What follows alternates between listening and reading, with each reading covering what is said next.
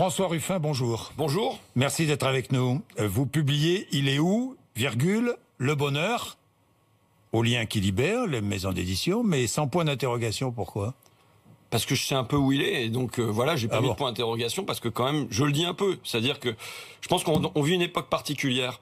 On vit un moment où c'est plus les biens qui font le bonheur. Pendant des décennies, voire des siècles, c'est l'accumulation de richesses. Ça a été le PIB, la croissance, qui a apporté un supplément de bonheur. Et on voit qu'aujourd'hui, dans tous les pays développés, ça n'est plus ça qui fait le bonheur. Et donc je sais un peu ce qui fait le bonheur aujourd'hui. Ça n'est plus les biens, c'est les liens. C'est la qualité des relations qu'on entretient avec ses voisins, ses cousins, ses collègues. Et ça peut même se mesurer avec des études étranges, vous savez, monsieur Bourdin. Si je vous mets là des gouttes pour attraper un rhume, eh ben, sous le nez, ça a été des tests qui ont été faits sur des cobayes, les gens qui ont des bonnes relations d'amitié, d'amour et ainsi de suite guérissent beaucoup plus vite. Pourquoi ? Parce que leur stress se concentre sur rétablir leur corps plutôt que sur est-ce que je suis jugé, est-ce qu'on m'aime bien. Vous pensez que le bonheur, c'est l'amitié plus que le dernier smartphone. Exactement. Vous pensez que ça ne procure aucun bonheur de s'acheter un smartphone. Non, je dis pas qu'il n'y ait pas une valeur utilitaire. Ou je ne sais pas, moi, le dernier pull qu'on voit dans la boutique qu'on aime bien fréquenter, non ? En effet, ou sur Internet. En effet, on est sur Amazon. On nous invite à penser que nos envies, nos désirs, c'est ça, parce qu'il y a un imaginaire publicitaire. Vous savez que tous les jours, on voit plus de 10 000 marques.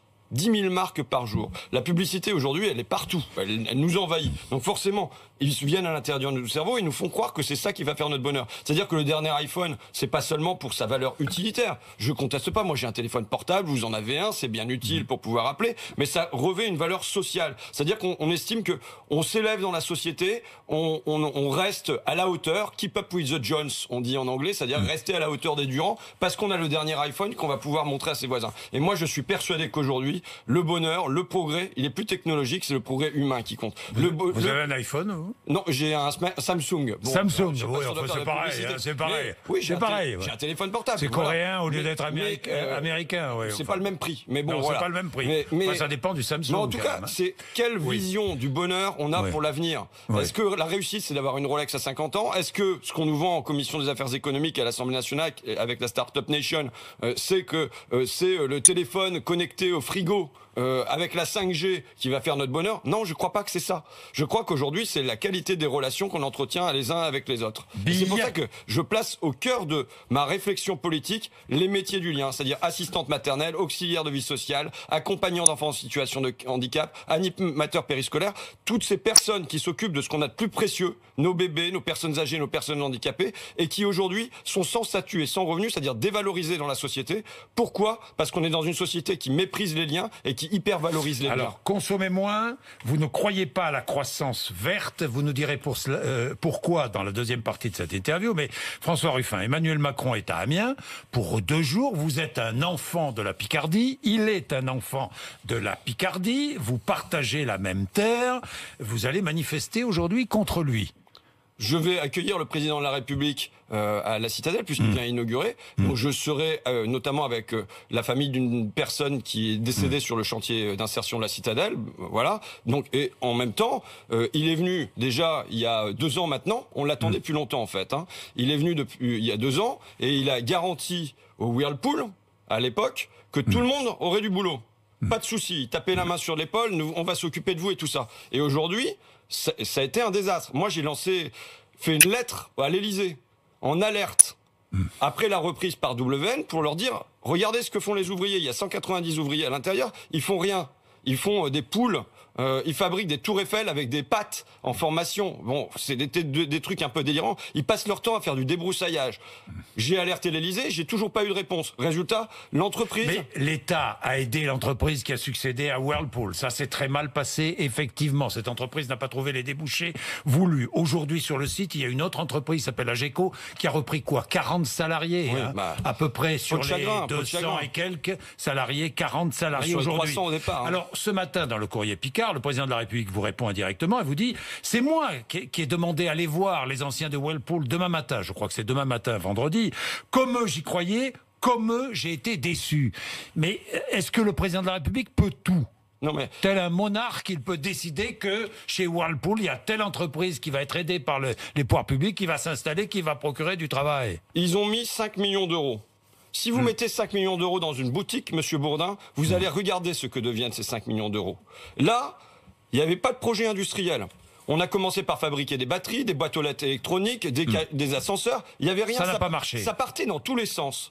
On pouvait voir, pour qui se rendait sur l'usine, on pouvait voir que les gens ne travaillaient pas. Ça veut dire qu'à ce moment-là, il doit y avoir une intervention du ministère de l'économie, de l'Élysée. Ils s'étaient engagés devant tous les médias. Il y avait les caméras, il y avait les micros, il y avait les stylos, il y avait toutes les autorités, le préfet et ainsi de suite. Il s'engage à redonner du boulot à tout le monde. Il va taper sur l'épaule des gens qui se disent « Ouais, mais moi, j'ai peut-être envie de faire autre chose dans la vie », en lui disant « Non, non, je vous assure que c'est un repreneur qui est hyper fiable ».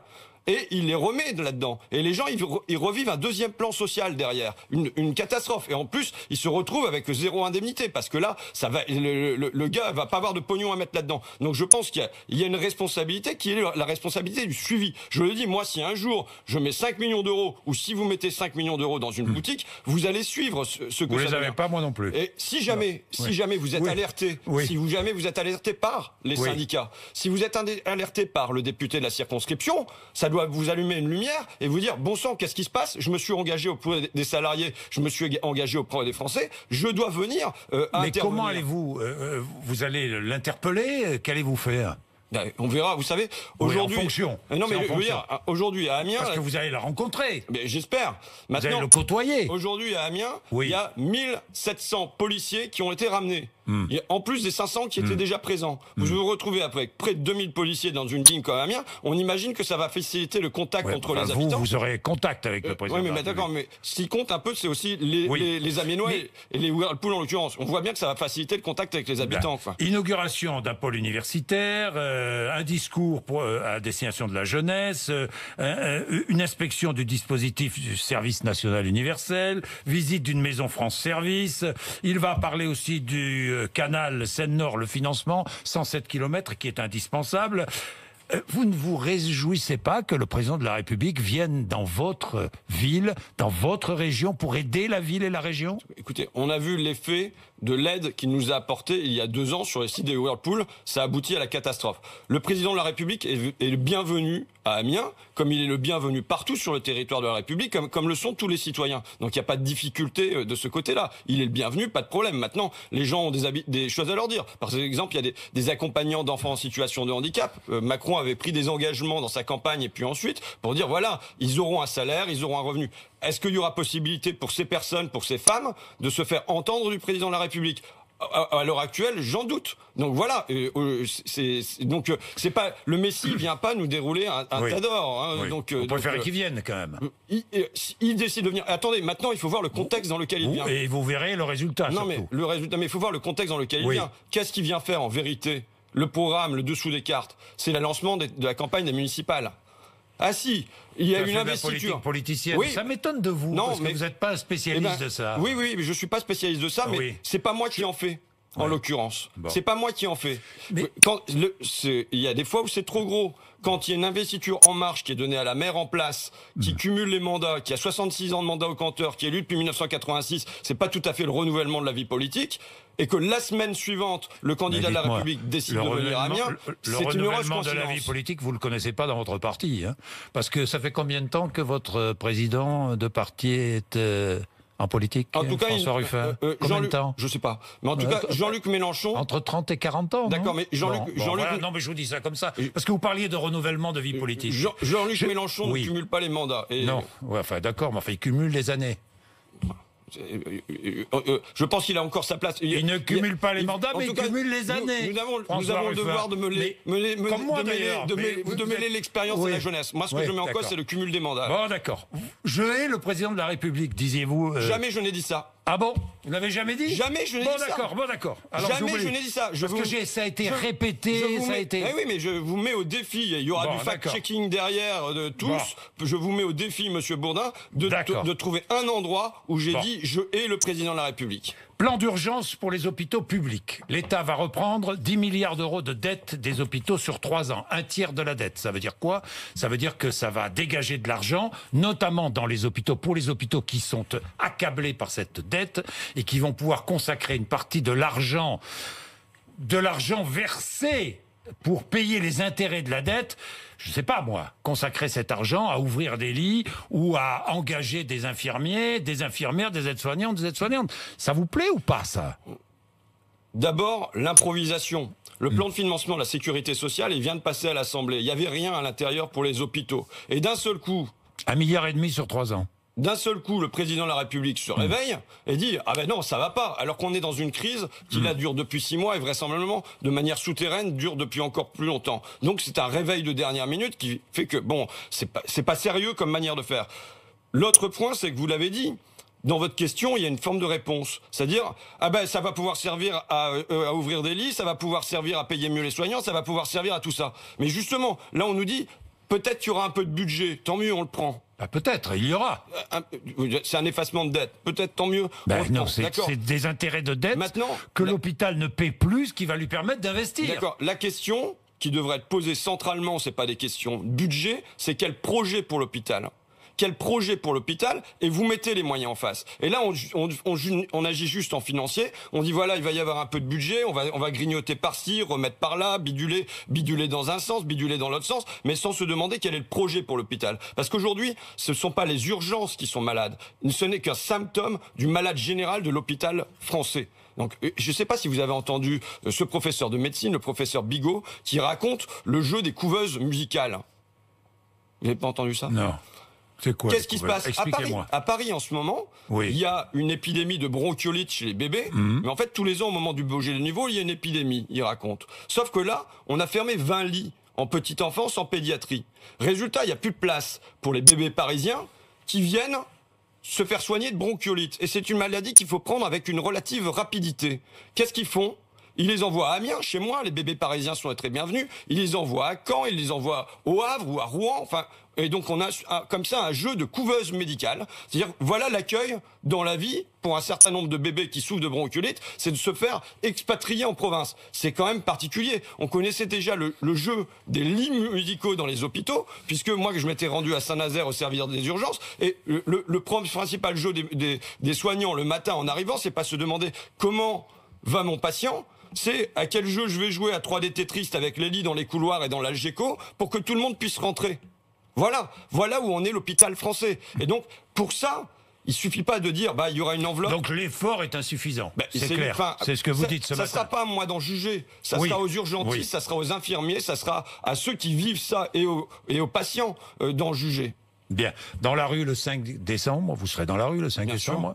Vous serez dans la rue. Où, avec qui, sous quelle bannière? Peut-être à Amiens, peut-être à Paris, je sais pas. C'est pas comme si j'avais mon agenda qui était déjà calé. Mais à l'évidence, moi je suis partisan de la rue et des urnes. Donc le Front populaire pour moi est ma matrice, et la matrice est le Front populaire en 1936 qui a permis d'obtenir les congés payés et les 40 heures, c'est quand même pas rien. Le Front populaire, ça a été des urnes, un vote pour la gauche, et ça a été la rue avec une mobilisation populaire. Donc évidemment, Front populaire écologique. D'ailleurs, il est où le bonheur? Il est là, le bonheur. Un Front populaire écologique, rouge et vert. Un seul candidat pour la gauche en 2022. Je ne dis... Si je dis une bêtise, vous m'arrêtez. Et vous dites aussi, il faut une pétition qui dise « Arrêtez vos conneries ». Oui. Arrêtez vos conneries, vous vous adressez à qui? Mais à qui? Je m'adresse à nous. C'est une pétition que à tous les dirigeants de la gauche, à toutes les figures qui existent à gauche dans sa diversité. C'est-à-dire que aujourd'hui, il nous faut ouvrir un espoir entre l'extrême argent et l'extrême droite. On peut pas se résigner à avoir ce duel pour les années à venir. Et pour ça, évidemment, il faut que la gauche arrête ses conneries et qu'elle trouve le moyen de se rassembler et d'avoir une proposition qui fasse tilt dans la tête des gens et qui se disent... Il faut se distinguer de Marine Le Pen qui dit Emmanuel Macron n'a pas pris conscience de la souffrance des Français. Quoi. Il y a vous savez, Marine Le Pen, elle va aux toilettes tous les matins. C'est pas parce que Marine Le Pen, elle va aux toilettes que moi je vais m'interdire d'aller aux toilettes. Quand elle dit que Emmanuel Macron n'a pas pris conscience de la souffrance des Français, d'abord... je ne vais pas lui dire le contraire. Maintenant, en même temps, je pense qu'on n'a pas le même président de la République qu'il y a un an. Je pense que la crise des Gilets jaunes est passée par là. Que il est différent. Oui, je pense un peu que il a changé comment? Je pense que la démesure, ce que j'appelais l'hubris à l'époque, la tête montgolfière qui fait que il prend de la hauteur, et puis les Jupiter qui planent sur son nuage. Je pense que les Gilets jaunes, ils l'ont un peu ramené à un peu un peu d'humilité, pas complètement, mais ils l'ont un peu ramené sur terre, et ce qui fait que il est obligé de déminer un peu avec les urgences, il est un peu obligé de prendre conscience qu'il y a un autre pays que la Startup Nation. Bon, consommer moins, répartir mieux, c'est ce que vous dites. Hein, vous ne croyez pas à la croissance verte? Non, je ne crois pas à la croissance. C'est-à-dire, vous ne croyez pas, je ne sais pas moi, au développement du renouvelable. Non. Vous ne croyez pas à l'innovation industrielle dans le domaine environnemental. Non. Ça, au contraire, je prends. Oui. S'il y a des progrès technologiques, s'il y a des progrès des alternatives, je prends. Mais ça ne suffira pas. Aujourd'hui, ce qu'il faut comprendre, c'est qu'on a un gâteau. Le gâteau du PIB, il est assez gros pour tous les Français. On a de quoi être heureux avec ce qu'on produit. Jamais la France n'a été aussi riche. En revanche, c'est comment se fait la répartition de ce gâteau. Il y a 20 ans, les 500 plus grandes fortunes françaises... Mais il faut produire de la richesse pour répartir un gâteau. Mais il n'y a pas besoin d'en produire davantage. Il n'y a pas besoin que le gâteau... Ça suffit. Non, voilà, le gâteau est aujourd'hui suffisant. Ça n'est plus la croissance qui apportera le bonheur. Elle a participé à notre bonheur, en gros, jusqu'aux années 70, et aujourd'hui, elle ne participe plus à notre supplément de bonheur. Ce n'est plus... on pourra juste en ramasser des miettes, et en plus, ça sera des miettes qui seront bourrées par des produits toxiques. On ne veut plus de ça. On ne veut plus de ce gâteau-là. Donc il s'agit de se demander comment on répartit mieux le gâteau. Il y a un gâteau qui existe, répartissons-le. Et je m'excuse d'en revenir à mes fondamentaux, mais il y a 20 ans, les 500 plus grandes fortunes françaises disposaient de l'équivalent de 5% du PIB. À l'arrivée d'Emmanuel Macron, c'était 25%. Aujourd'hui, c'est 30%. Voilà pour les 500 plus grosses fortunes. Tandis que, à l'inverse, le rapport de la Fondation Abbé Pierre est très clair. En un an, la politique d'Emmanuel Macron a mené à 400 000 pauvres en plus en France. Donc la question qui doit être centrale aujourd'hui, c'est la question de la répartition. Comment on répartit ce gâteau? Bien, comment on répartit ce gâteau? Vous dites pas trop de croissance, moins de croissance, on est bien d'accord. Je suis accroissant. Vous êtes accroissant. Vous n'êtes pas décroissant. Non, je suis accroissant comme certains sont agnostiques et ils pensent pas, ils évacuent Dieu. Moi, j'ai évacué il va bien falloir que les classes moyennes et les plus modestes renoncent à certaines choses. Par exemple, à un smartphone, dernière génération. Par exemple, au dernier pull. Par exemple, je ne sais pas, moi. Renonce à consommer d'une certaine manière. D'abord, le mot d'ordre que je fais mien, c'est consommer moins, répartir mieux. C'est-à-dire que cette baisse de la consommation, elle doit commencer par les plus riches de ce pays. Quand vous voyez, par exemple, je suis allé au Monaco Yacht Show, vous savez, c'est un peu le salon... Vous étiez au Monaco Yacht Show? J'y suis allé pour la radio, hein, quand j'étais... j'ai bossé moi aussi pour la radio. Vous savez, j'ai passé cette année de reportage. Je vous crois, mais je vous vois au Monaco Yacht Show. Mais avec bonheur, parce que j'aime aller dans ces lieux-là, et vous savez que j'ai pas fait Merci Patron par hasard, c'est parce qu'il y a une certaine fantaisie chez moi. Donc quand je me retrouve au Monaco Yacht Show et que on m'apprend que 1 heure d'un yacht, c'est entre 800 et 1000 litres de gasoil qui est consommé, qu'aujourd'hui le kérosène des avions n'est pas taxé, on a là une injustice tellement palpable que on va pas commencer par demander à faire des efforts. C'est que les classes moyennes ne veulent pas que le kérosène soit taxé, des avions. Je suis pas sûr du tout, mais en tout cas, par exemple, moi, sur ma proposition, parce que ça va augmenter le prix des billets. Sur ma proposition de supprimer les vols aériens lorsqu'il existe du train, il y a eu un sondage qui a été fait et qui était largement favorable à cette proposition. Donc, en tout cas, on va pas commencer à demander aux plus modestes comment ils vont se serrer la ceinture. Il faut commencer par ceux où il y a du gras. Voilà, il faut commencer par cela. Ça, c'est la première chose. Et ensuite, vous parlez du smartphone. Il n'y a pas de difficulté à avoir un smartphone. Mais par contre, le changer tous les 6 mois ou tous les 2 ans, comme nous y incitent tous les trucs de leasing de Apple et compagnie, ça va pas. En faire un objet publicitaire, je suis, par exemple, pour une interdiction de la publicité là-dessus. Pourquoi? Parce qu'on en fait un objet de valeur. Interdire la publicité? Pour iPhone et Samsung, par exemple. Pourquoi? Interdire la publicité pour les smartphones ou autres objets de consommation qui ont un impact énorme. Ce sont 2 millions de tonnes, il me semble, de déchets tous les ans. parce qu'on jette notre smartphone tous les 2 ans. A déposé une proposition de loi. Et là-dessus, le recyclage n'existe pas. Mais j'ai déposé une proposition de loi, Monsieur Bourdin, sur la publicité, 2 en l'occurrence. Mais pour dire, par exemple, que, en tout cas, il faut stopper l'invasion. L'invasion aujourd'hui, c'est quoi? C'est des écrans publicitaires qui s'installent dans les toilettes, qui s'installent dans les gares, qui s'installent sur les trottoirs. J'ai vu pour les toilettes. Ouais, et chaque écran de cette nature-là, c'est l'équivalent en consommation électrique d'un ménage pendant 1 an. Quelle est l'utilité de ça? Même EDF considère que c'est une dépense d'énergie superflue. Donc il faut arrêter. D'abord, il faut mettre un stop à cette publicité invasive. François Ruffin, merci. Il est où le bonheur? Sans point d'interrogation, aux éditions Les Liens qui libèrent. Merci. Merci à vous, Monsieur Bourdin. Merci, 8h54.